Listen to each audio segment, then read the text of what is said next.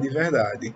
E aí a gente vai ter simplesmente a Primeira Guerra Mundial, que vai ser precipitada aí, lembrando aquela questão lá do nacionalismo, justamente na Sérvia, na cidade da Sarajevo, Bósnia, certo?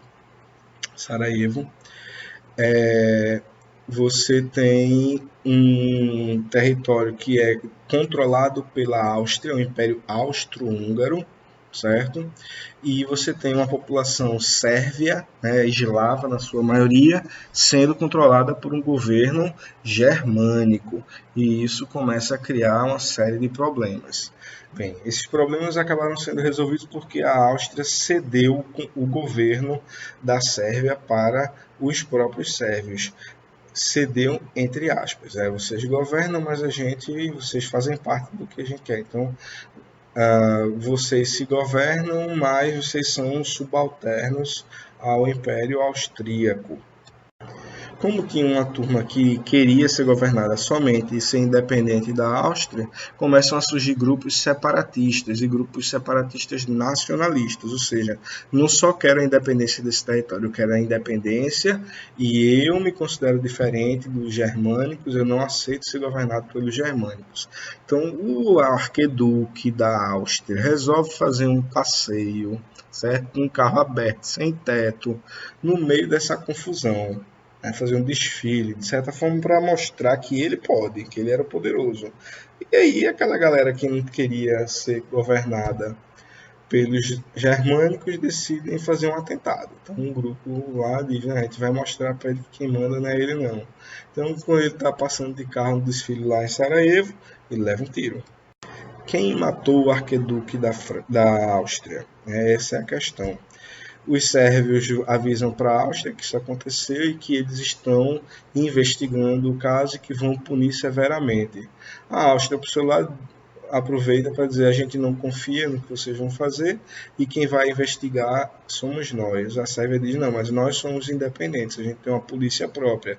E a Áustria diz, não quero nem saber, foi o meu arquiduque que morreu, eu vou investigar e eu vou punir. Então veja, aí você tem uma questão. Se eu tenho um território e aqui eu tenho outro território, esse território tem uma lei, esse território tem outra lei. Então, por mais que seja um membro desse país que morreu assassinado aqui, esse assassinato tem que ser investigado e julgado pelas leis desse território. Certo? Por exemplo, você vai lá para os Estados Unidos, mata alguém, vai ser julgado pelas leis brasileiras? Não, você vai ser julgado pelas leis americanas, porque o crime foi cometido no território americano. Mesma coisa lá na Áustria, dizendo, não, a gente vai investigar e a gente vai punir segundo as nossas leis. A Áustria não aceitou isso. Aí entra o nacionalismo e as alianças. A Sérvia, que era um país pequenininho, tinha alianças com outros países eslavos, entre eles a Rússia, que é gigante. E a Áustria, que é de certa forma pequena, não é tão pequena, mas é pequena, tinha alianças com a Alemanha, certo? E aí vai ser a confusão. Por quê? Quando a Sérvia diz você não vem para cá e a Áustria diz eu vou, a Alemanha diz eu apoio a Áustria e a Rússia diz eu apoio a Sérvia. Olha a confusão feita. Só que essas alianças não acabam aí, né? A Alemanha tinha alianças com a Itália, certo? E a Rússia tinha alianças com a Inglaterra e aí a confusão está feita, certo? Porque quando a Áustria decide invadir o território sérvio para investigar o assassinato do arquiduque Francisco Ferdinando, a Rússia diz, opa, está declarando guerra. E aí começam as alianças a puxar outros países para o conflito, e aí você tem a Primeira Guerra Mundial iniciando-se. Então, 4 anos de guerra, de 1914 a 1918, certo? 8 milhões de mortos, é a primeira vez que uma guerra é total, ou seja, a gente não vai marcar um campo de batalha, meu exército vai lutar contra o teu, vai lutar, mas teu povo é meu inimigo, então vai ser uma guerra que vai envolver civis, eu não quero simplesmente vencer a tua tropa, eu quero te destruir, então eu vou atacar tuas cidades, vou atacar teus hospícios, vai ser carnificina geral.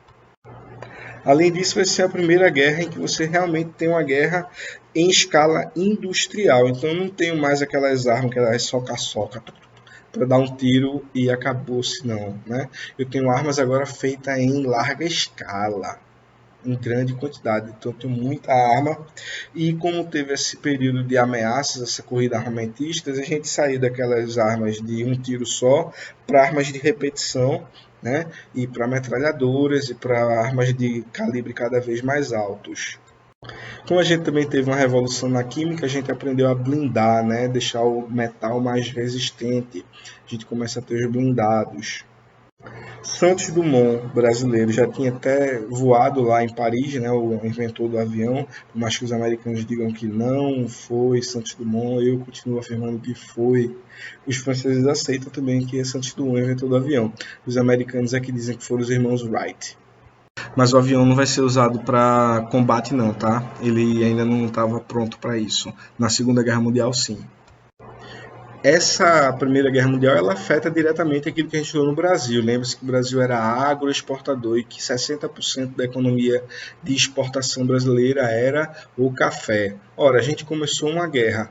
Eu vou continuar comprando cafezinho, bala comendo no centro, todo mundo se matando e eu lá parado para tomar um café quentinho. Claro que não, né? Então a gente vai ter um problema sério, uma queda nas exportações por conta da Primeira Guerra Mundial, tanto de café quanto de açúcar, né? Uma coisa complementa a outra. Mas então, essa Primeira Guerra Mundial ela vai ser bem diferente por conta da sua estrutura, das suas máquinas, da sua nossa capacidade de matar e de destruir. E aí a gente vai quebrar, né, a Europa, o continente europeu, o que vai impactar diretamente no Brasil, uma vez que os europeus eram alguns dos maiores compradores dos produtos agrícolas brasileiros. E aí a gente vai ficar mais dependente dos Estados Unidos da América, que vão estar vivendo um período, de certa forma, de crescimento econômico. Por quê? Porque a guerra é lá na Europa. Como os países europeus estão em guerra e muitas de suas fábricas vão ser destruídas, o país capaz de fornecer as armas, as balas e outros produtos para a guerra é justamente os Estados Unidos. E aí os Estados Unidos vão ganhar muito dinheiro. Mais ou menos o que hoje acontece com a China. A gente não produz o que a gente precisa, tem que comprar da China. No caso da pandemia, lá por conta da guerra, certo? Então, por hoje, a gente dá uma parada por aí e a gente vai emendar com outros assuntos ao redor da Primeira Guerra Mundial ainda.